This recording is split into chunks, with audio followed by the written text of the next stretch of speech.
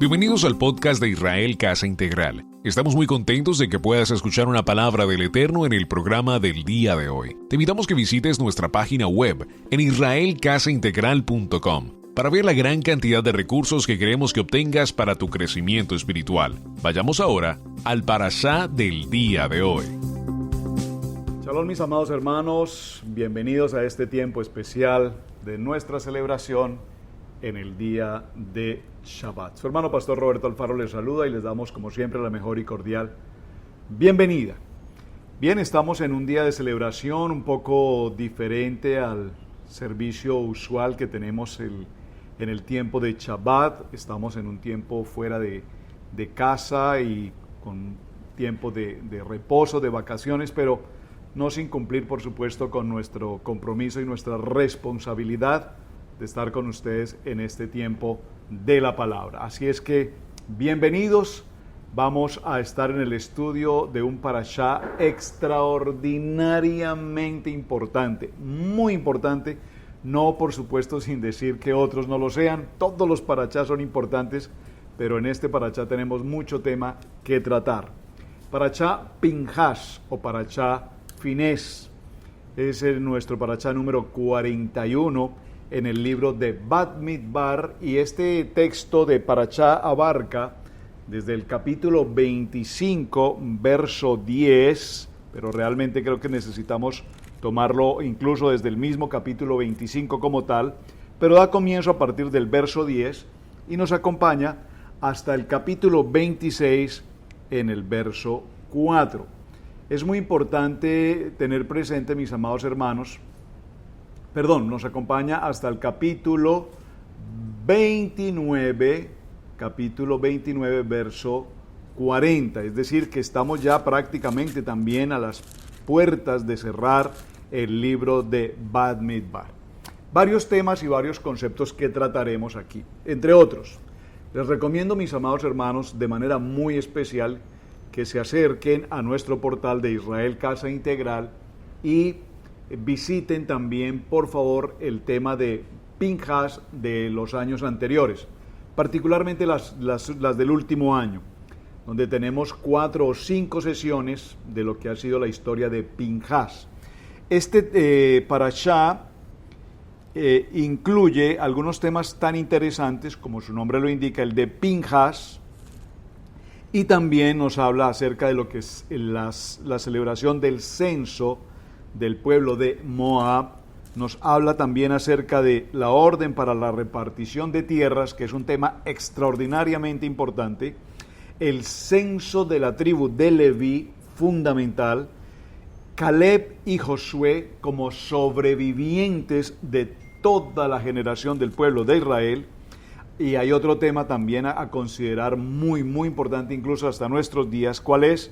La petición de las hijas de Zelofehad en respecto a la propiedad, cuando no se tiene hijos varones y cuando no había forma de distribuir tierras, las hijas pidieron a su vez a Moshe que se hiciera una concesión especial para efecto de que ellas pudieran heredar las tierras, y es un tema muy interesante. Y hay otro tema que posiblemente sea más el tema que me pueda enfocar en el día de hoy, y es el tema del capítulo 27, verso 12, en el que se habla precisamente respecto a la elección de Josué como el designado para ser el sucesor de Moshe. Es bien importante este punto. Las ofrendas diarias, las ofrendas mensuales y el día de reposo, etcétera. Bueno, muy bien. En primer lugar, vamos a hablar de lo que significa el contexto de Pinhas. Y para hablar de Pinhas, acompáñenme al libro de Bamidbar, capítulo 25, verso 10. Dice la palabra: Entonces Adonai habló a Moshe diciendo: Finés, hijo de Eleazar, hijo del sacerdote Aarón, ha hecho apartar mi furor de los hijos de Israel, llevado de celo entre ellos, por lo cual yo he consumido en mi celo a los hijos de Israel. Esta palabra celo tenemos que mirarla con mucho detenimiento porque básicamente en esta palabra está realmente el contexto de lo que este parashá nos quiere indicar. Por tanto, diles aquí, yo establezco mi pacto de paz. Por favor, ese pacto de paz es muy importante que lo tengamos presente, porque recordemos que la palabra pacto la hemos definido también desde el punto de vista de una promesa, y para los varones Kadosh que estamos desarrollando el estudio del libro de Tehilim, los himnos, salmos, es importante que recordemos que hemos venido hablando sobre el tema de Brit, la palabra Brit, que tradicionalmente o en español se nos ha traducido como pacto, pero que realmente la palabra Brit más que pacto tiene que ver con promesa. Aquí nos habla de un pacto de shalom, una promesa de paz con él y tendrá él, en este caso Pinhas y su descendencia después de él, la promesa del sacerdocio perpetuo. Ese sacerdocio perpetuo es el sacerdocio olam, es decir, no hay un tiempo determinado para ese sacerdocio, será permanente. Por cuanto tuvo celo, por favor subraye la expresión celo, por Adonai, e hizo expiación por los hijos de Israel. Y el nombre del varón que fue muerto con la madianita era Sinrib, hijo de Salú, jefe de una familia de la tribu de Simeón. Muy importante que observemos en el verso 14 cuando nos habla de la tribu de Simeón, porque recordemos qué pasó con Simeón en los tiempos anteriores, cuando la salida de Jacob de la casa de Labán en dirección a la visita de su padre, qué pasó con Simeón. Y esto es bien interesante porque ahora podemos entender este Simri, de dónde viene y a qué tribu pertenece, de la tribu de Simeón.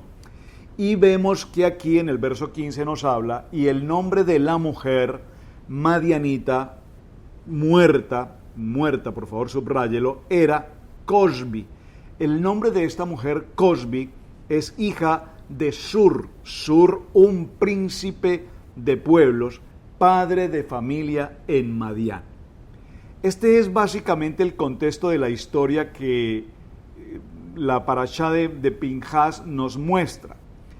Entonces, reconsideremos un poco el aspecto genérico de lo que este parashá nos quiere mostrar. Voy a tratar de hacer un pequeño recuento parafraseando la historia, porque sé que esta historia es de mucho interés y ustedes, por supuesto, la han considerado.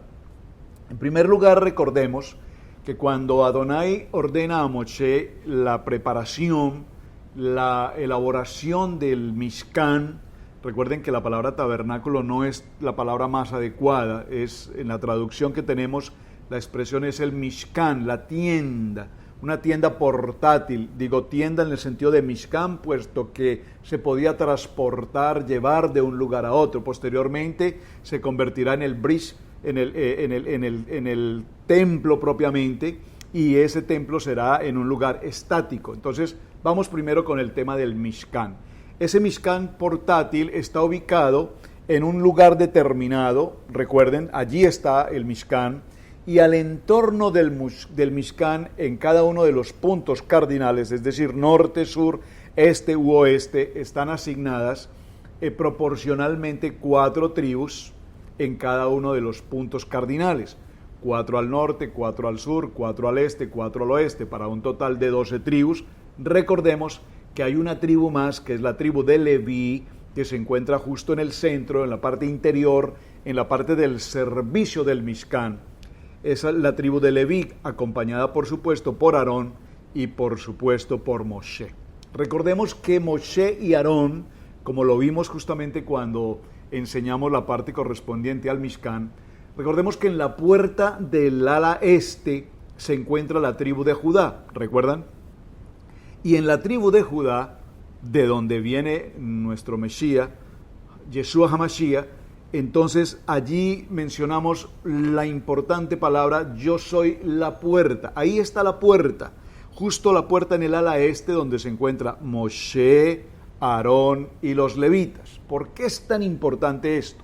Porque en ese centro se encuentran ellos, a su vez cumpliendo una labor de servicio ministerial, de servicio sacerdotal, pero a su vez también tienen la función de vigilar, de cuidar, si puedo utilizar entre comillas, de supervisar el entorno a todo lo que se sucede del Mishkan. Alrededor de cada una de los puntos cardinales se encuentran las diferentes tribus instaladas, debidamente instaladas. Ya mencionamos el orden, en qué forma van, sus estandar, las banderas, etcétera, etcétera.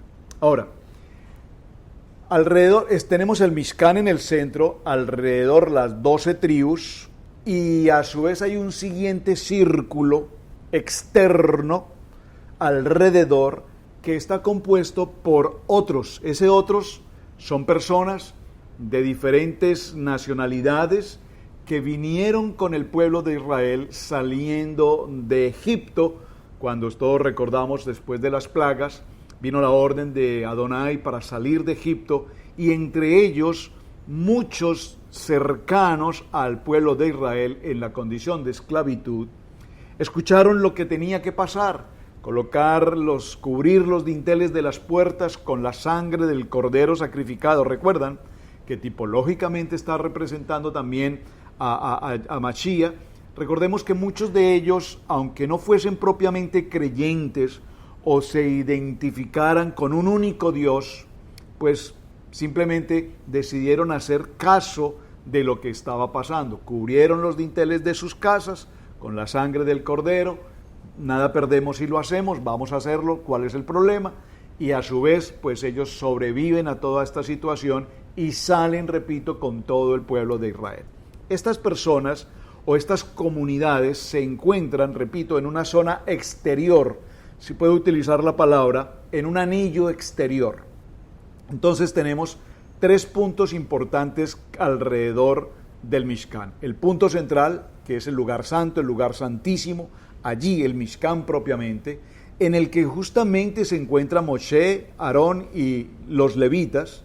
A su entorno las 12 tribus en un segundo anillo, si me permiten la expresión, en una segunda línea, y en una tercera línea está alrededor todas las demás personas o comunidades extranjeras que podían sí o no realmente creer en Adonai como Adonai el único, Ejad, según el libro de Shemot capítulo 20. Ellos fueron también testigos que vieron y escucharon todo cuanto pasó justamente en la montaña del Sinaí, en el monte Horeb. Ahora bien, ¿por qué mencioné toda esta historia?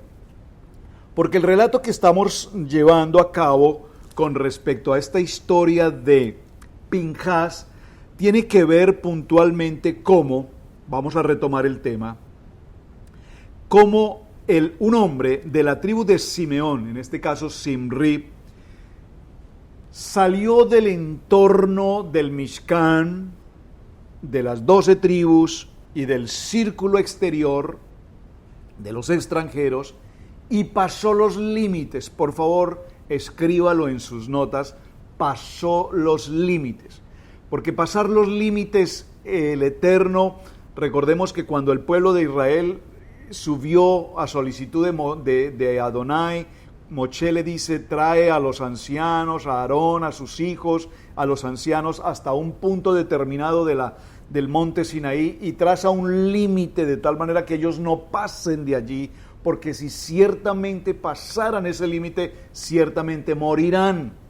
Pues bien, este Simri pasó el límite hacia la tierra de Moab, y fue justamente allí donde hace contacto directo con esta princesa, hija de Sur, llamada Cosbi, que justamente este hombre, Cosbi, permite ahora que su hija se prostituya y vaya justamente con este Nasí, con este príncipe de la tribu de Simeón llamado Simri. Esta situación es muy interesante porque ellos posteriormente esta pareja pasan el anillo o la línea exterior de los extranjeros, seguidamente pasan la ubicación de las tribus, de las 12 tribus, la segunda línea, y finalmente accesan hasta la primera línea, justamente donde se encuentra el Mishkan. ¿Por qué es importante tener presente esto?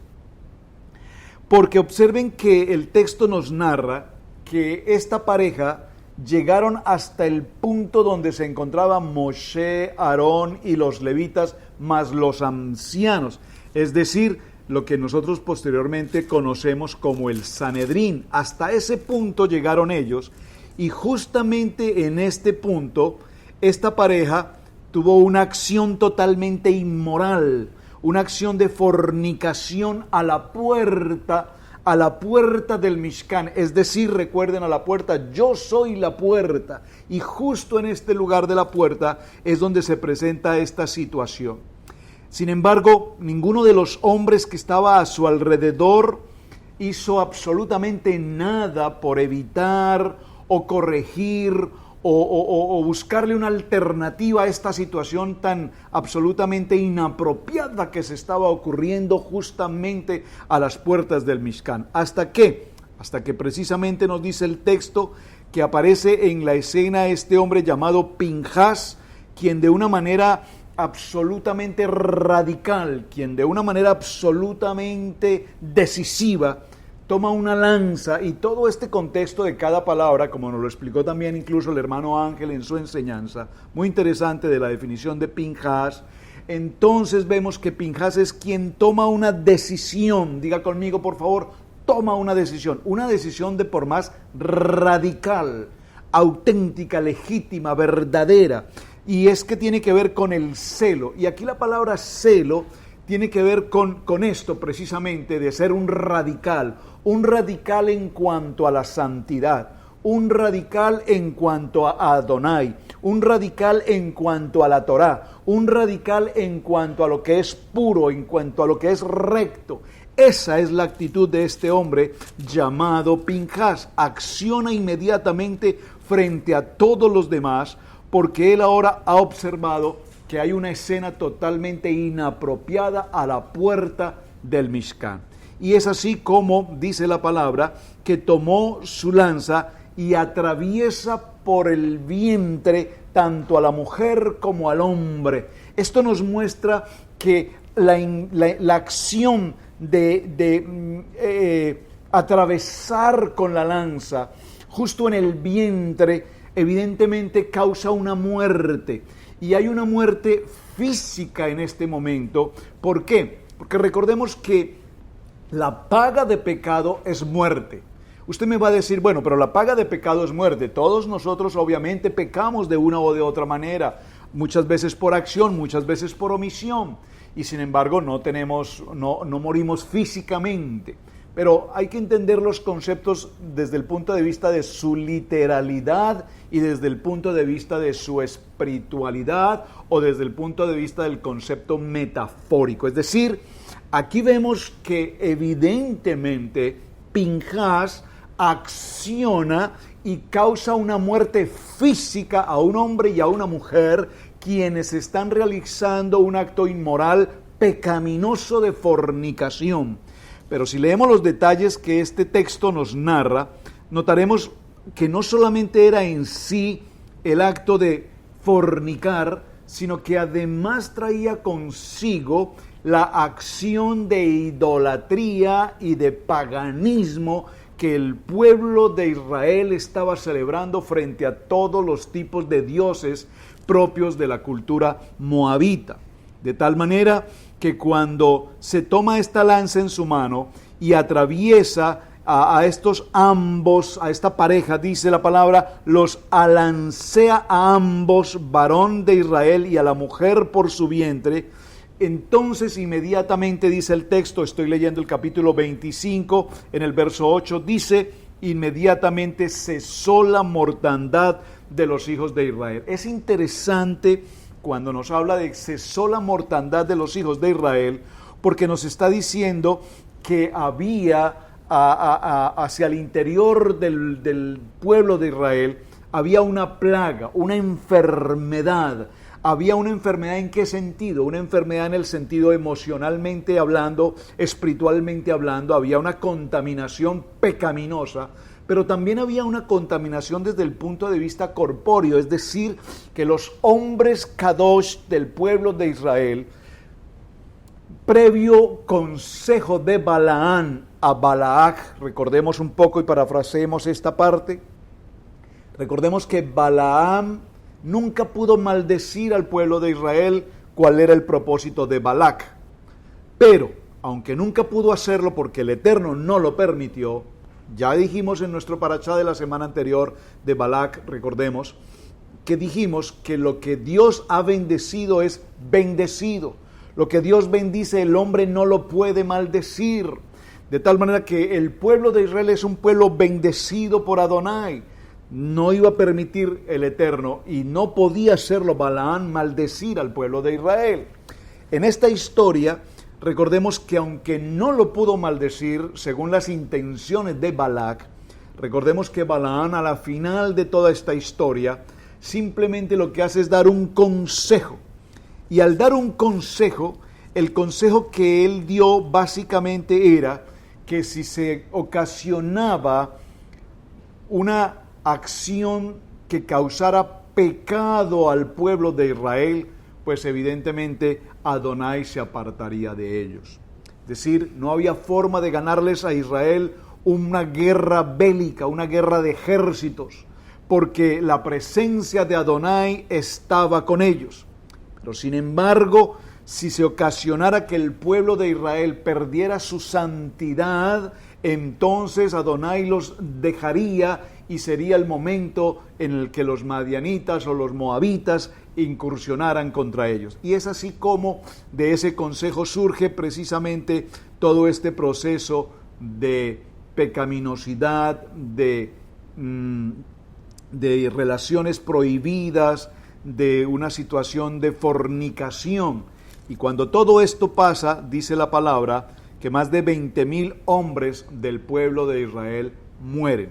Ahora, cesa la mortandad, y dice en el verso 9, murieron aquella noche 24,000 hombres. Es decir, que vemos en la narrativa de este texto que evidentemente Adonai debía tomar una acción inmediata frente a la condición de pecado. ¿Qué significa esto, mis amados hermanos? Que así como entendemos que Adonai es un Padre amoroso, piadoso, misericordioso, bondadoso, también entendemos por la palabra que Adonai también es un juez justo, es un Padre justo, hace justicia. Y también nos dice la palabra que a quien ama, pues también castiga.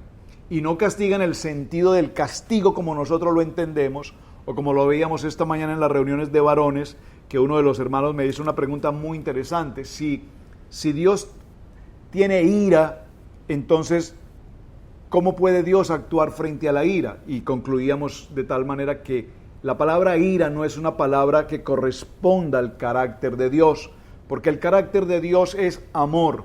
Y dijimos, no es que Él tenga amor, no, es que la palabra nos dice que Adonai es amor. Por lo tanto, hay una diferencia extremadamente importante en la gramática al decir que Él es amor a que Él tiene amor.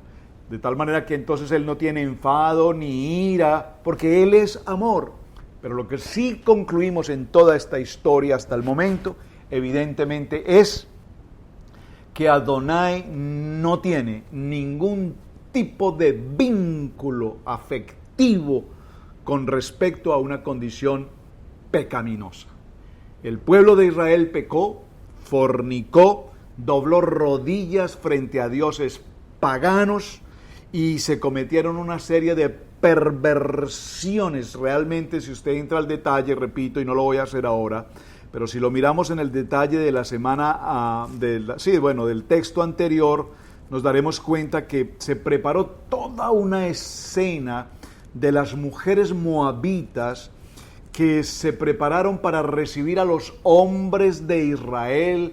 Digo los hombres porque fueron ellos quienes pasaron la frontera, visitaron las tiendas y en el interior de las tiendas empezaron a ofrecerles todo tipo de favores, de ciertas atenciones, entre ellas licor, etcétera, y ocasionar el proceso de la caída frente a la situación de la debilidad y la tentación del pecado sexual.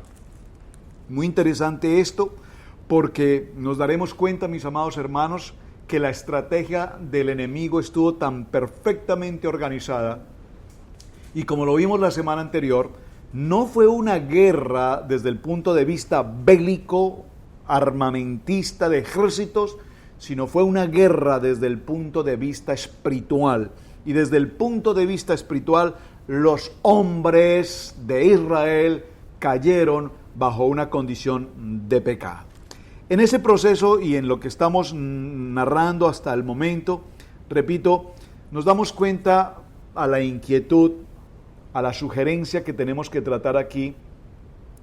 ¿Por qué razón el Eterno le entrega a este varón, Pinhas, le entrega ahora un premio especial, y es que no solamente le da la categoría como Cohen Gadol, sino que además le da la categoría de ser el sumo sacerdote por pacto perpetuo, por pacto de paz, por la eternidad de sus generaciones, sacerdocio perpetuo, por cuanto tuvo celo por Adonai e hizo expiación por los hijos de Israel. Este punto, y realmente mi propósito hoy no es tanto retomar el tema de Pinhas, porque ya lo hemos visto en detalle en los años anteriores, pero sí quiero por lo menos resaltar el valor, la entereza, la entrega, la disposición de Pinhas en el sentido del celo. Muchas personas han confundido el contexto de la palabra celo con el contexto de decir es que yo no tengo pelos en la lengua para decirle la verdad a la gente, y no es una expresión correcta. La expresión popular como refrán o dicho popular no es lo que la palabra nos está diciendo aquí. Nos muestra que evidentemente Pinhas es un joven, un hombre que tiene un principio radical en la palabra, que por supuesto es un estudiante habido, preparado y formado y establecido a través de la Torá, de los Misbot, que ha visto y que conoce de cerca lo que significa a Baruch, a Adonai, sirviendo y atendiendo y cuidando al pueblo de Israel. Es decir, que cuando se logra un nivel tan extremadamente importante de santidad y de conocimiento, palabras, comillas aquí la palabra conocimiento, de vivencia de la Torá, entonces tendremos un celo por aquello que sea evidentemente pecado o que sea evidentemente contrario a la palabra y al propósito del Eterno. Esto mismo, por supuesto, nos lleva a concluir en lo que quería compartir realmente para el tema de hoy, y avanzando un poco en la historia, a lo que nos lleva precisamente a que hablemos de lo que es ese celo. El celo de Adonai es guardar al pueblo de Israel en un contexto de santidad. La presencia de Adonai está formando al pueblo de Israel como un mishpajá, como familias. De hecho se hace un censo en el que se cuenta el número de familias por cabeza y se establece quiénes pueden aún o no estar en el ejército. Y en todo este proceso viene también una historia muy interesante, y es que con la muerte de esta pareja, en su condición de pecado, se extermina, repito, una condición de plaga, una condición de mortandad hacia el pueblo de Israel. Es decir, para concluirlo en una sola palabra, el pecado es algo que sí o sí se debe eliminar. Al pecado no se le pueden colocar pañitos de agua tibia o tratar de colocarle una bendita una bendita, no sé en otros países cómo se pueda usar una protección simplemente para sanar o aparentar que no hay nada. Aquí vemos, repito, a Adonai con una acción absolutamente determinante, y esto fue lo que permitió que Pinhas hiciera radicalmente actuar limpiando la casa, porque lo que se estaba sucediendo a la puerta del Mishkan era algo absolutamente inapropiado, indebido, y que ningún hombre de todo el pueblo de Israel debió haber permitido jamás. Es decir, repito, el pago de pecado es la muerte, y en este caso nos habla de una muerte absolutamente literal, establecida y demostrada allí. Y repito, no solamente la muerte de una pareja, sino aún de 24,000, entre los cuales muchos hombres habían participado de ese mismo contexto de idolatría, y habían participado de ese mismo contexto de paganismo y de ese mismo contexto de fornicación y de todo tipo de perversión del pueblo moabita.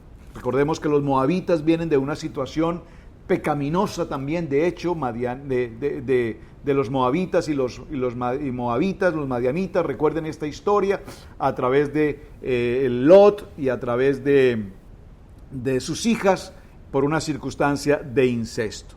Muy bien, entonces, en ese mismo proceso, avanzando un poco en la historia, y solo quiero retomar, vemos cómo en el capítulo 27 y en el verso 12, ahora se nos habla de algo que me pareció muy interesante y que sea realmente lo que me gustaría como compartir hoy respecto de lo que significa la elección de Josué como sucesor de Moshe.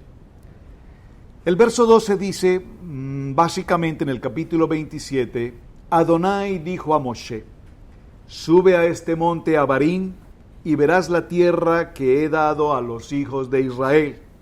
Y después de que la hayas visto, tú también serás reunido a tu pueblo como fue reunido tu hermano Aarón. O sea, en el verso 13 y 12 del capítulo 27, Adonai le está diciendo justamente a Moshe que su tiempo está por concluir, que así como su hermano Aarón acaba precisamente de morir, también le ha llegado el tiempo a Moshe, y que no va a pasar a la tierra prometida, pero que le va a permitir verla, ver la tierra, y de alguna manera, si puedo decirlo, bendecir la tierra a la distancia. Es muy interesante esta situación. ¿Y por qué se ocurre este evento? Este evento del capítulo 27, verso 12, si usted lo nota, tiene como un punto de partida justamente el capítulo 27, cuando las hijas de Zelofehad piden que ellas puedan heredar tierra. Y voy a retomar un poquito el tema. Vinieron las hijas de Zelofehad, hijo de Efer, hijo de Galat, hijo de Maquir, hijo de Manasés, de las familias de Manasés, hijo de José. ¡Qué interesante!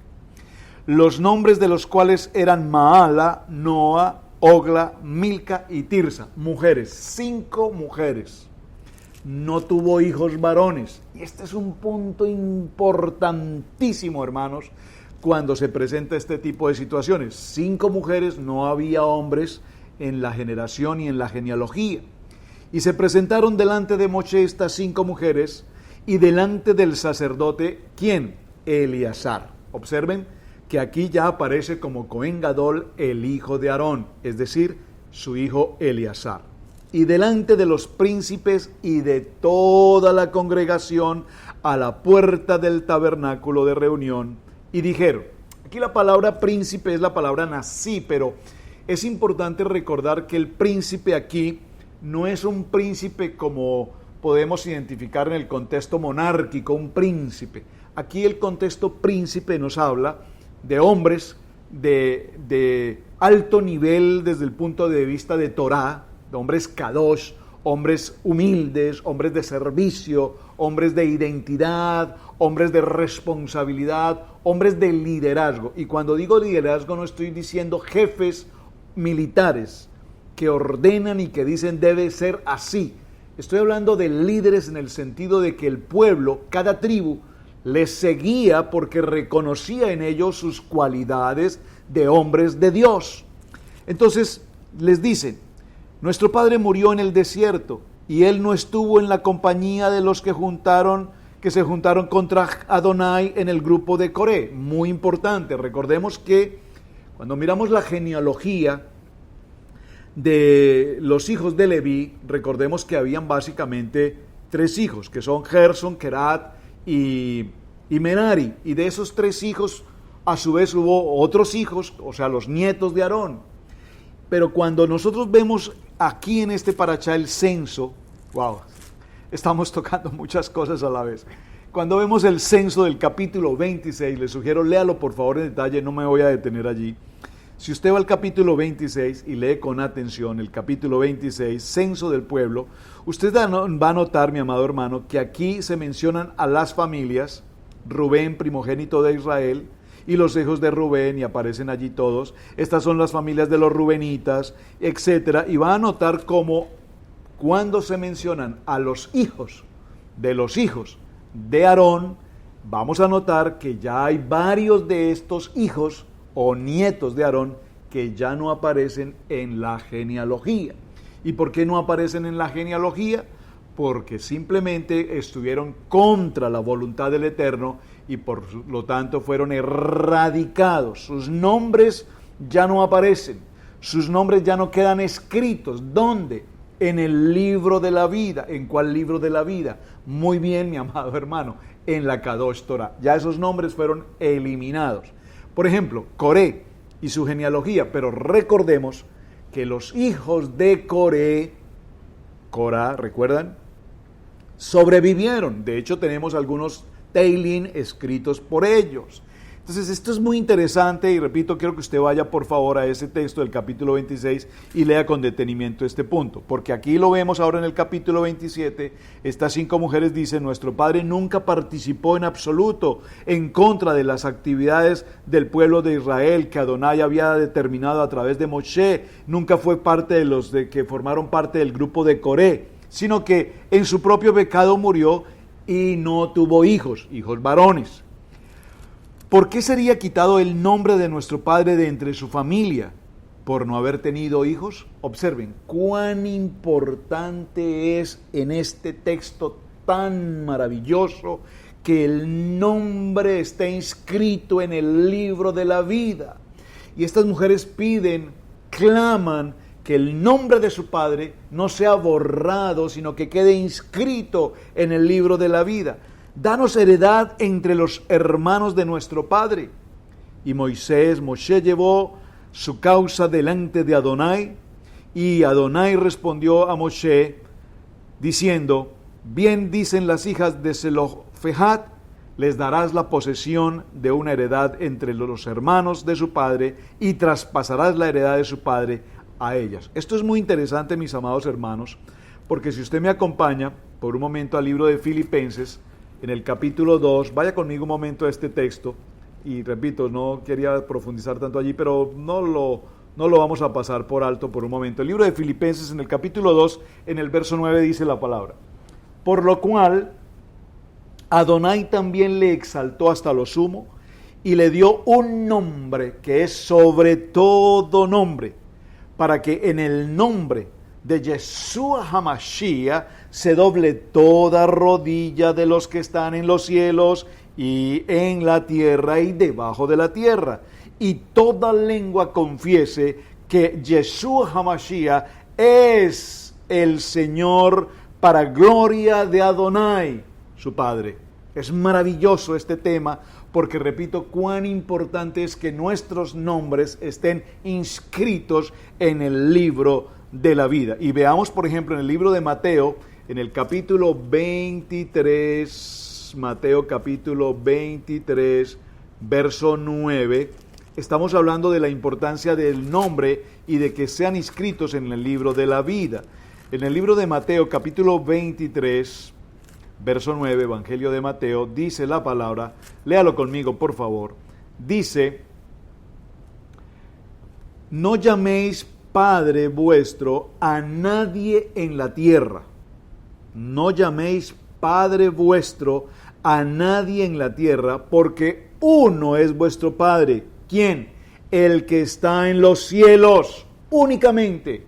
Nosotros no podemos decirle Padre al uno, Padre al otro, Padre aquí, Padre allá. No, la palabra nos dice solamente uno que está en el cielo. Él es el Maestro, es vuestro Mesías, Yeshua HaMashiach, que Él es el mayor de vosotros y que sea vuestro siervo. Muy bien, esto básicamente para mencionar por qué antes de que se nombre un sucesor, Moshe tiene un cuestionamiento en su corazón y dice, si yo estoy para partir, porque ya el Eterno así me lo ha mostrado, y no voy a entrar a la tierra de la promesa, ¿a quién entonces heredaré mi labor, mi actividad, mi relación con Adonai? Obviamente que no habría, si puedo decirlo de esta manera, no habría humanamente una persona que pudiera suceder a Moshe en la condición de ese líder que era para el pueblo de Israel. ¿En qué sentido?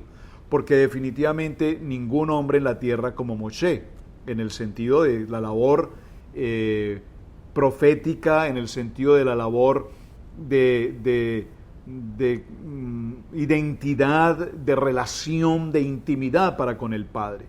Pero sin embargo, cuando él ve por qué sus hijas reclaman, las hijas de Zelofejad reclaman tierras, él entiende que es importante la herencia y es importante heredar y delegar a su vez las funciones. Dice entonces, después de que hayas visto, tú también serás reunido con tu pueblo, le dice Adonai, ya es tiempo de que seas reunido con tu pueblo y tu hermano Aarón, pues fuisteis rebeldes a mi mandato en el desierto de Sin, en la rencilla de la congregación, no santificándome en las aguas a ojos de ellos. Estas son las aguas de la rencilla de Cades en el desierto de Sin. Entonces respondió Moshe a Adonai diciendo, ponga Adonai, Elohim de los espíritus de toda carne, un varón sobre la congregación, que salga delante de ellos y que entre delante de ellos y que los saque e introduzca para que la congregación de Adonai no sean como ovejas sin pastor. Y Adonai dice a Moshe, estoy leyendo el texto del capítulo 27, versos 15 en adelante, 18, y Adonai dice a Moshe, toma a Josué, Yehoshua, hijo de Num, varón en el cual hay un espíritu, o hay espíritu, hay ruach, y pondrás tu mano sobre él, y lo pondrás delante del sacerdote Eleazar, hijo de Aarón, Cohen Gadol, y delante de la congregación, esto es Sanedrín, los ancianos, y para que toda la congregación de los hijos de Israel le obedezcan. Aquí hay algo muy importante, hermanos. Yo, estudiando este parachá, y lo hemos revisado año tras año, y compartía con algunos hermanos, no quiero en este año reinsistir o reenseñar algo que hemos visto en los años anteriores, concentrándonos exclusivamente en el tema de Pinhas, que por supuesto hay mucho tema que aprender y tratar allí. Pero no había considerado realmente en detalle la importancia de la elección de Josué. ¿Por qué, hermanos? Porque sin lugar a dudas, repito, alcanzar el nivel que tenía Moshe frente al pueblo de Israel, la relación íntima cara a cara con Adonai, permanentemente, en todo tiempo, en todo momento, a Moshe era luz, resplandecía, tanto que debía cubrir su rostro porque su santidad, su nivel de santidad era tan elevado como ningún otro hombre en el pueblo de Israel. Hasta este momento estoy hablando. De tal manera que suceder en la posición ministerial a Moshe pues no era una elección fácil. Recordemos que Moshe tenía 2 hijos. No se nos menciona aquí en algún momento que él haya pedido que uno de sus hijos fuese el elegido. Cuando hacemos alguna lectura en el Midrash podemos ver que se nos plantea esta situación, que Moshe hubiese pedido a Adonai que alguno de sus hijos fuera su sucesor. Pero es interesante porque la historia del Midrash también nos dice que aún los hijos de Moshe, siendo buenos siervos, no alcanzaban el nivel de pureza, de santidad, de integridad, de pertenencia, de servicio, de humildad que tenía evidentemente Josué.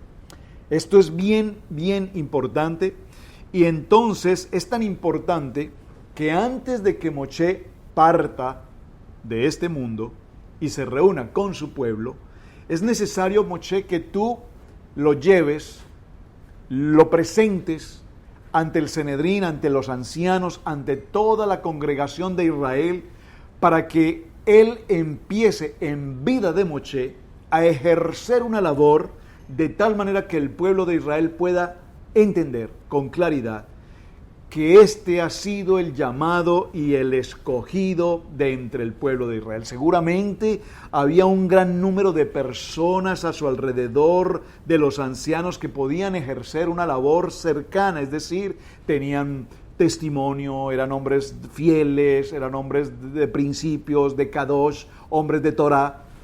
Pero vamos, o seguimos por lo menos con la pregunta, ¿qué hizo que se escogiese puntualmente a este hombre joven llamado Josué? Recordemos un poco la historia.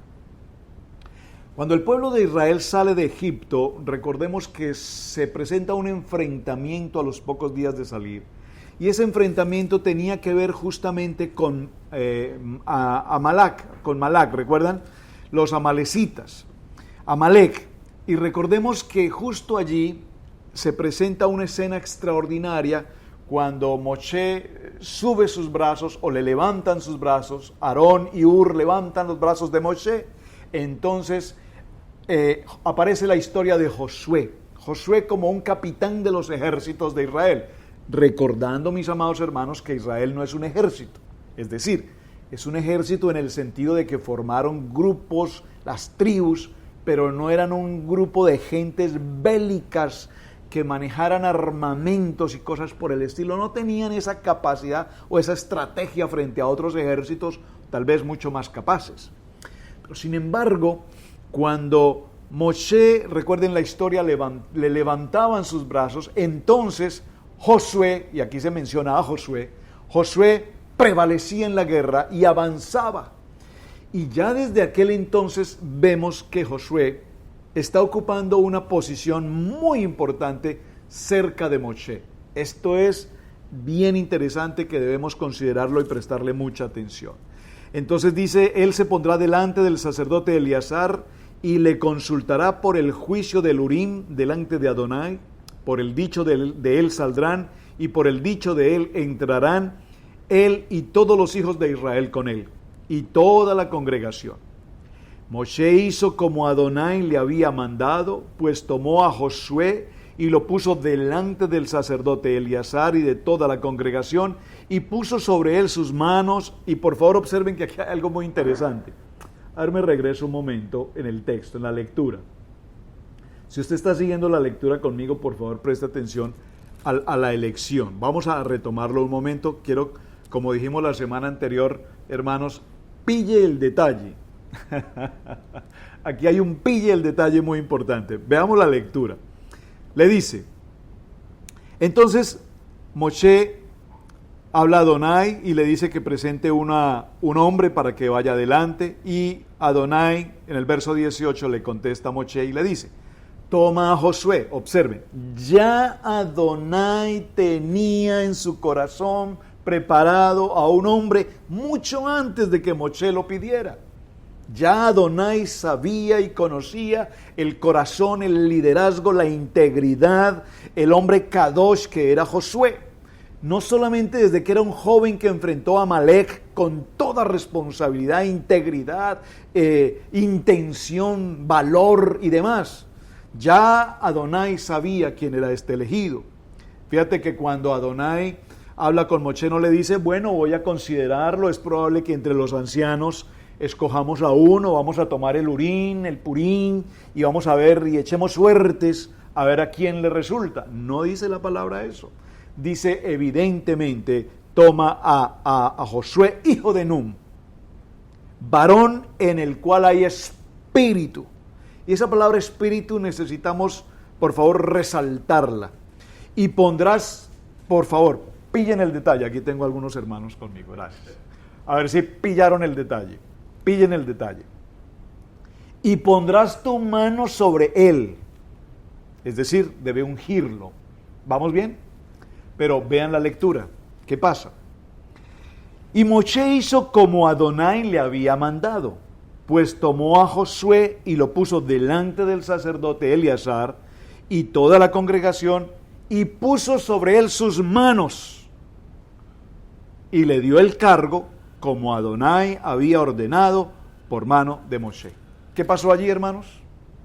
¿Pillaron el detalle? Los hermanos que están aquí no pillaron el detalle. y eso que los tengo más cerquita. Entonces no sé los hermanos que están allá si pillaron el detalle. ¿Se los repito? A ver.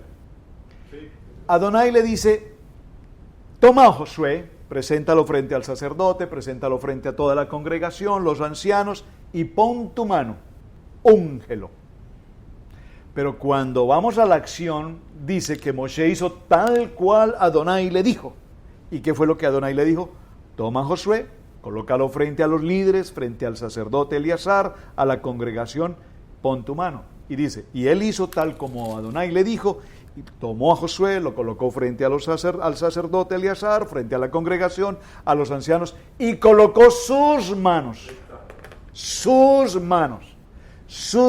Ese pequeño detalle, pille el detalle, es muy importante tenerlo presente, porque si estamos haciendo una lectura y hacemos comprensión de lectura, nos damos cuenta que a nosotros el Eterno nos dice A y nosotros decimos A, B, C. Y si es con Moshe, el hombre más elevado espiritualmente que tenemos en la Torá, cuánto más o cuánto menos nosotros que estamos no tan cerca como él. Entonces, pero aquí hay algo muy interesante. Y puso sobre él sus manos y le dio el cargo como Adonai había ordenado por las manos de Moshe.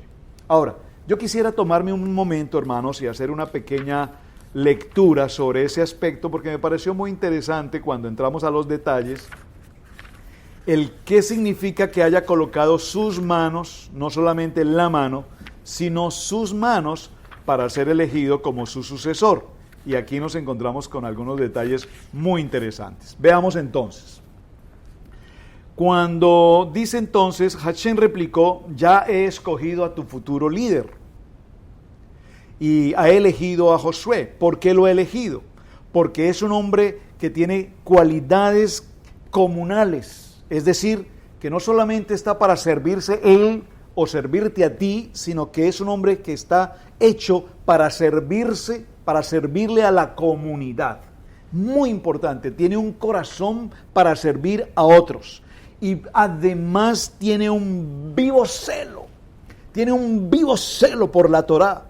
Es un líder que tiene grandes méritos y quien ora siempre a favor de su pueblo y no de sus necesidades personales.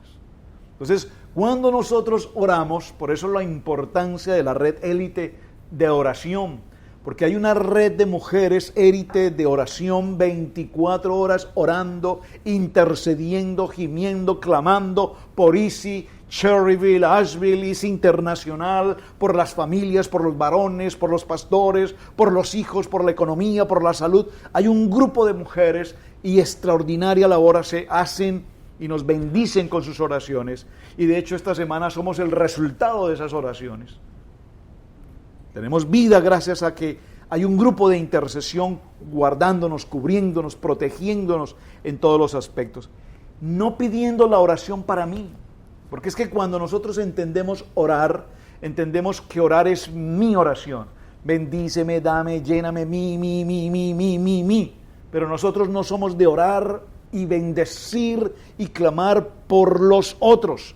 Por eso la primera característica que Adonai encuentra en Josué es que es un hombre de comunidad. Es decir, que su corazón no es para servirse a sí mismo, sino para servirle a una comunidad compuesta por 12 tribus. Amén. Recordemos que aquí hay algo muy interesante. Hay 2 sobrevivientes.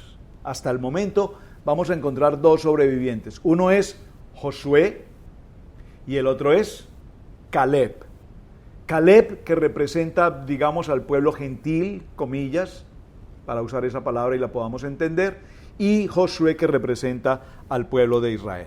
Ahora, siguiendo esta lectura, dice que él ya había escogido a este líder, y el que cuida a la higuera comerá su fruto, y el que sirve a su Señor será honrado. A pesar de que tus hijos son tan sabios como estudiantes de la Torá, Yeshua es aún mucho más que un estudiante. Es un hombre absolutamente lleno de un nivel de sabiduría. Es un hombre que no se preocupa por su interés personal, sino que ama la Torá poderosamente, vive la Torá, dice nuestro lema, ama la Torá, estudia la Torá, vive la Torá, aprende cada día más de ella y tiene un deseo ferviente de servir a los demás. Entonces vemos que es un hombre que tiene una gran dignidad. Vemos por lo tanto que su devoción con la Torá es absolutamente insuperable. Ahora él va a cosechar los frutos de esa entrega y de esa perseverancia que ha tenido. Vemos entonces cómo dice más adelante, porque se asemeja el versículo precitado a un estudiante de Torá quien come fruto de la higuera. La mayoría de los árboles tales como el olivo, la vid y la palmera datilera producen su fruto, todo de una vez. Pero las higueras, por el contrario, producen su fruto en cantidades espaciadas. Por consiguiente, los higos deben ser recogidos en tiempos diferentes, cada uno cuando esté maduro. La Torá es semejante a una higuera, porque uno no puede volverse un jajam, un sabio de la noche a la mañana, un erudito, sino que debe ser paciente, entregado y responsable continuamente, invirtiendo tiempo y años de preparación, no para volverse un hombre de conocimiento de la Torá. Esto me impacta, porque hoy cuando estudiamos Parashá y cuando estudiamos la Torá y amamos la Torá, nos preocupamos por volvernos doctos o intelectuales de la Torá, y esto no es lo que el Eterno está buscando que seamos. El Eterno quiere que nosotros aprendamos a amar la Torá, a vivir la Torá, a enseñarla, más que a conocerla como una herramienta, repito, de carácter intelectual, sino que sea parte integral de nuestra vida. Así es que vemos en este proceso, bueno, hay un texto inmenso para leer sobre el tema, pero lo que quiero solamente resaltar es que en el texto nos muestra cómo Josué, si usted recuerda, cuando Moshe sube por primera vez al monte Horeb, siempre fue acompañado con Josué. Y pasaban 40 días y Josué, dice la palabra, que permanecía a la mitad de camino, y a la mitad a la mitad de camino, a la luz, a la lluvia, al sol, a qué comía, de qué se alimentaba, quién lo acompañaba, cómo se defendía de los animales, de las fieras, de todo el entorno. Lo que pasara, él permanecía allí. De tal manera que cuando Moshe descendía de estar en la presencia de Adonai, Josué estaba allí y siempre esperaba que Moshe regresara. Es decir, es un hombre incondicional. Y esta palabra incondicional es muy importante porque nos recuerda que el amor de Adonai por nosotros en la cruz es un amor absolutamente incondicional.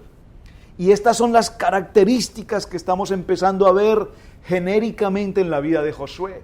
Un líder, un hombre entregado, un hombre abnegado, un hombre de valor, un hombre que se entrega por completo sobre cualquier circunstancia de sí mismo por todos los demás. Y todo esto, aún su nombre significa Salvador, y nos está llevando a concluir que Josué es absolutamente la tipología de Yeshua HaMashiach. Amén. Es importante entonces que resaltáramos esta importancia. Por lo tanto, Josué era un soldado que aprendió a ganar las batallas, pero no a ganar las batallas desde el punto de vista, repito, jerárquicamente o desde el punto de vista militar. Hay una jerarquía militar, no. Recordemos a Amalek. Cuando los brazos de Moshe se levantaban, Josué sabía que Adonai estaba allí y que era el momento justo y preciso para avanzar en el ataque, y prevalecían en la guerra. Entonces era un soldado que tenía esa capacidad de definir, y dijo a Moshe, a Josué: escoge varones y sal a pelear contra Amalek. Mañana yo estaré sobre la cumbre del collado y la vara de Adonai en mi mano. Cuando se levantaba esa vara, el libro de Éxodo, capítulo 17, versos 8 y 10, vemos que entonces, repito, Josué prevalecía victorioso en la batalla. Digo, victorioso en la batalla porque estamos enfrentados al peor enemigo de Israel, ¿cuál es? Amalek, ¿de acuerdo? Ahora, Josué es un gran servidor, y en el libro de Éxodo, en el capítulo 24, verso 13, vemos que no buscó alcanzar un protagonismo. Josué no era el que buscaba su beneficio personal o ser un protagónico de todo lo que se sucediera, sino que él siempre lo hacía con un único propósito: servir a Moshe. Nunca pretendió ser el segundo, nunca pretendió ser más que Moshe, siempre pretendió simplemente cumplir con las ordenanzas que de Adonai venían a Moshe y que de Moshe eran transferidas a su vez a Josué. Josué entonces estaba siempre atento a todo lo que sucediera en el campamento. Recordemos esa historia, es interesantísima. Viene a mi memoria este punto. Recuerden esto: cuando Adonai le habla a Moshe y le dice que hay una celebración abajo en el pueblo de Israel, ¿recuerdan? Moshe sabe que algo mal está sucediendo. Esa música y ese ruido y todo esto, algo está pasando. Pero ¿ustedes recuerdan qué pensó Josué en aquel momento? Él no pensó nada malo ni negativo del pueblo de Israel. Él lo que pensó fue: probablemente nuestro pueblo está siendo atacado. Probablemente nuestro pueblo está siendo atacado. Es interesantísimo ese aspecto. Él siempre estaba atento a cualquier cosa que pudiera sucederle al pueblo de Israel. José amaba pasar tiempo importantísimo en la presencia de Adonai. Libro de Éxodo, capítulo 33, verso 11, y esto es lo que nos da el secreto, si puedo usar esa palabra, el secreto de por qué razón específicamente Josué ahora es elegido: porque él pasaba mucho de su tiempo absolutamente en entrega y en oración para con Adonai. Véanme un momento, por favor, en el Salmo 127, verso 1, ¿qué dice la palabra? Dice: y si Adonai no edificare la casa, en vano trabajarán los que la edifican. Si Adonai no guardare la ciudad, en vano vela la guardia. Y aquí vemos a un Josué que, más que pensar en estrategias de guerra o en formaciones militares y en otro tipo de circunstancias, desde el punto de vista bélico, vemos a un Josué pasando tiempo escudriñando la palabra. Escudriñando la palabra, buscando la palabra, amando la palabra, buscando la dirección de Dios. Y es interesante porque recientemente, tal vez 3 o 4 años, se hizo una publicación en internet, o en televisión mejor, de la vida de Josué. Y es interesante ver algunas de estas obras, porque cuando hay una buena producción desde el punto de vista toraico, desde el punto de vista bíblico, y tiene un buen contenido de producción, son interesantes esas series para verlas y comprender algunos detalles y algunos aspectos. Empezamos a verla, de hecho es una producción de carácter o de origen brasileño, pero cuando empezamos a ver la serie, de acuerdo con el estudio de la palabra, nos dimos cuenta que la serie es más una historia novelesca que lo que verdaderamente la Biblia narra o relata. Y nos muestra a un Josué un poco débil, a un Josué indeciso, a un Josué no muy seguro de lo que está haciendo. Y eso está muy lejos de lo que estamos narrando y de lo que la Biblia nos muestra hoy, porque todo lo contrario nos muestra a un Josué muy valiente, nos muestra a un Josué íntegro, nos muestra a un Josué de decisiones, a un Josué establecido, a un Josué fiel, a un Josué dispuesto, a un Josué humilde, a un Josué, repito, íntegro. Y dentro de esa integridad precisamente está el hecho de que su nombre, ya lo mencioné, significa Salvador, aunque su nombre inicialmente, recuerden que fue Oseas, y fue precisamente Moshe quien le cambió su nombre a Jehoshua, que es en el libro de Números capítulo 13, verso 16. Por lo tanto, Moshe sabía que este era un hombre confiable, sabía que era un hombre de fe, sabía que era un hombre de acción, sabía que era un hombre que administraba y tomaba decisiones en medio de los conflictos, en medio de las dificultades. Era un hombre de gran testimonio, era un hombre que tenía una absoluta integridad de todo lo que tenía que pasar y de tomar decisiones siempre sabias, oportunas. No en la voluntad mía del hombre, sino en la voluntad de lo que la palabra enseña. Es un hombre que, pese a que era promovido por el mismo Adonai, no tenía esa posición de pensar que yo soy más que los demás, sino que siempre estaba establecido en un sentido de humildad, como lo enseña Yeshua siempre: sé humildes como yo soy humilde. Así es que eso lo caracterizó y permitió ser un hombre íntegro en todos sus aspectos. Josué es presentado delante de la congregación y asume la responsabilidad de llevar al pueblo de Israel. Esto es interesante, y ya para terminar, hermanos, acompáñenme un momento en el libro de Devarim, Deuteronomio. Estoy avanzándome un poco aparte de una historia que veremos mucho más adelante en otro parashá. Pero en el libro de Deuteronomio, en el capítulo 31, Devarim capítulo 31, y miremos los versos 7 y 8, miren qué interesante. Y llamó Moshe a Josué y le dijo: en presencia de todo Israel, esfuérzate y anímate, porque tú entrarás con este pueblo a la tierra que juró Adonai a sus padres que les daría, y tú se la harás heredar. Amén. Qué palabra tan extraordinaria esta, porque ahora Josué es elegido, es ungido y es establecido para cumplir esta tarea. Así es que no podemos pasar ni mucho menos por alto que una vez se cierra esta historia, sabemos que ahora Josué ha sido llamado a suceder, si no puedo decir a reemplazar, porque no reemplazó a Moshe, él lo sucedió, es decir,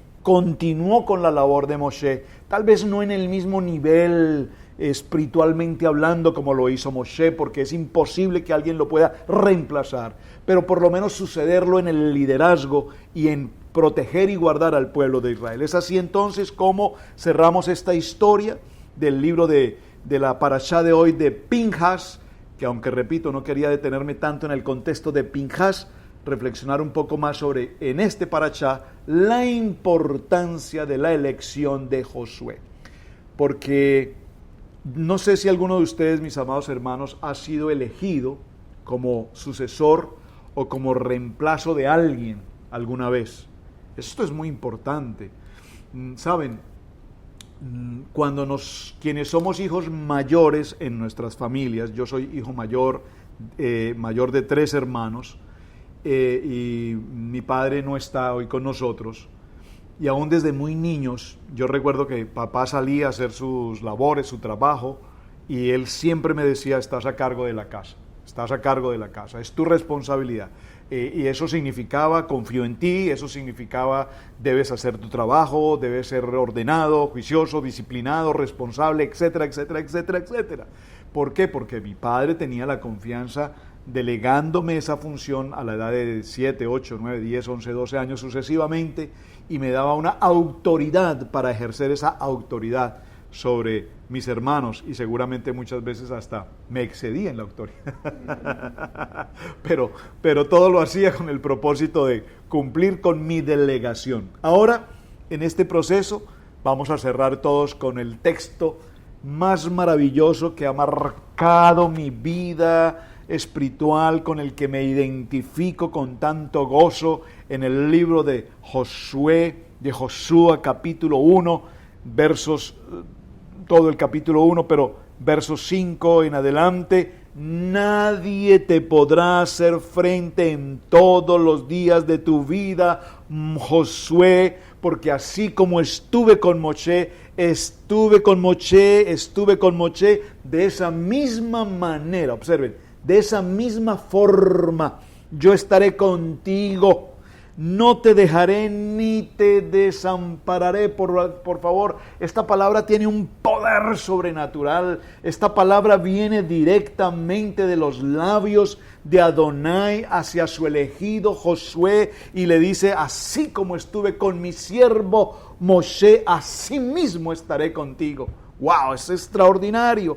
Y le exige, entre comillas, le ordena, le determina una acción y es: esfuérzate y sé valiente, porque tú repartirás a este pueblo por heredad la tierra a la cual juré a sus padres que la daría a ellos. Se está cumpliendo una promesa que viene desde el tiempo de nuestro padre Abraham. Solamente esfuérzate y sé valiente. ¿Por qué? Porque debes cuidar de hacer conforme a todo lo que está escrito en el libro de la vida, la Kadosh Torah. Dice entonces: como mi siervo Moisés te mandó, no te apartes de esta palabra, ni a diestra ni a siniestra, para que seas prosperado en todas las cosas que emprendas, y nunca se apartará de tu boca este libro de la Torá, sino que de día y de noche meditarás en él, para que guardes y hagas conforme a todo lo que en él está escrito. En él, por favor dígalo conmigo, lea este texto con detenimiento: para que hagas conforme a todo lo que en él está escrito. Sobre Yeshua HaMashiach está escrito todo lo que está escrito de él, para que entonces él haga prosperar tu camino y todo te salga bien. Mira que te mando, que te esfuerces y seas valiente, no temas ni desmayes, porque Adonai tu Elohim estará contigo a donde quiera que vayas. Y esa palabra es una palabra tan poderosa para que todos podamos decir un fuerte amén y decirte: Padre eterno, gracias porque nos has guardado. Padre eterno, gracias porque nos has bendecido. Padre eterno, gracias porque esta palabra de Josué capítulo 1 la hemos leído una y otra y muchas veces. Estoy seguro que tú has leído esta cita en muchas ocasiones y estoy seguro que tú dices: wow, qué palabra maravillosa, esa palabra la apropio y la tomo para mí. Pero más que tomarla y apropiarme de ella, es que necesitamos saber con absoluta certeza y claridad de dónde esa palabra viene. Viene directamente de Adonai, viene directamente con Moshe, viene directamente a un elegido, dígalo conmigo, a un elegido llamado a ser el sucesor de Moshe para dirigir, llevar y cuidar a todo el pueblo de Israel. Y entonces veremos las grandezas de las cosas maravillosas que Josué hizo cosas extraordinarias. Usted conoce Jericó, conoce cruzar el río Jordán. Todas las cosas que Josué hizo, las hizo porque Adonai estaba con él. ¿Por qué Adonai estaba con él? Porque evidentemente Josué tenía todos los principios, los fundamentos, las atribuciones. Puedo decirlo en una palabra en español: cumplía con cada uno de los requerimientos para que fuese nombrado en una posición de liderazgo. Porque para ocupar una posición de jerarquía y de liderazgo no es simplemente porque eres el que más grita o el que más fuerte habla o el que impone las cosas. Todo lo contrario, el más humilde. Dice que Moshe era manso y humilde, Josué era obediente, honroso, decoroso, íntegro, y todos estos parámetros que podemos mencionar se cumplían, tanto así que el mismo Eterno le dice: con todo lo que traes, aparte de eso quiero que seas muy fuerte y seas valiente, que no temas ni desmayes, porque no va a ser fácil, el asunto no es fácil, vas a tener que enfrentar una ardua tarea, probablemente te sientas cansado, fatigado y sientas carga, pero no temas, no desmayes, porque yo estaré contigo. ¿Y por qué cerramos con toda esta historia de Josué? Porque evidentemente fue elegido Josué por ser un hombre kadosh, por ser un sadik, por ser un hombre santo, por ser un hombre íntegro. ¿Qué no sucedió con Pinhas? Que fue un príncipe de Israel, un líder de Israel, que se equivocó y dio un paso totalmente contrario y trajo consigo consecuencia de muerte al campamento a través de una acción pecaminosa de fornicación, de idolatría, de paganismo, etc. Y como consecuencia de esto se levantó un joven llamado Pinjas, quien en una acción valiente, muy valerosa, causó la muerte atravesando el vientre de esta pareja, Simrit y Cosbi, el vientre para que no se gestara ningún tipo de vida, para que no solamente murieran ellos, sino cualquier gestación o de embrión que allí hubiese sido fecundado en ese momento, murieran junto con ellos, porque no podríamos de ninguna manera permitir que al Mishkan, al pueblo de Israel, entrara ningún tipo de pecado. Esto es básicamente lo que la parashá, entre tantas cosas extraordinarias, tiene que presentarnos para el día de hoy. Así es que, mis amados hermanos, muchísimas gracias por acompañarnos. Debo confesarles que he tenido que pasar una semana, tomamos unos días de descanso y ha sido una experiencia maravillosa en familia, pero para grabar justamente este día, hoy, y estoy en día de Shabbat, estoy grabando justamente un poco antes de nuestra hora de servicio. Ha habido algunas dificultades en varios sentidos de técnicos, internet, varias cosas, y aquí y allá hay otras cosas, pero gracias al Eterno que nos permitió cumplir con esta meta y este propósito. Así es que, mis amados, para ustedes muchísimas gracias por estar conectados a través de Israel Casa Integral. Gracias a todos y cada uno de mis hermanos por aportar su participación en la celebración de toda nuestra reunión. La pastora Pili presentó su mensaje, los hermanos, el pastor Jorge, el hermano pastor Benny, hermano Henry, bueno, todos, pastor Johnny, gracias hermanos, de verdad muchísimas gracias por hacer de esta ejad, de esta unidad, que todo salga y ayude para bien. Para todos mis hermanos, gracias por conectarse hoy a través del portal, y hasta la próxima semana, una nueva semana de toda bendición. Shabbat para todos, bendiciones, shalom, shalom, hasta pronto. Esperamos que el podcast del día de hoy haya sido de gran bendición para tu vida. Te invitamos que visites nuestra página web y nos dejes tu testimonio en nuestra esquina de testimonios. Son millones de personas las que son bendecidas por el ministerio que el Eterno ha puesto en Cherryville, Carolina del Norte. Déjeme recordarle que es un gran privilegio servir al Eterno. Shalom.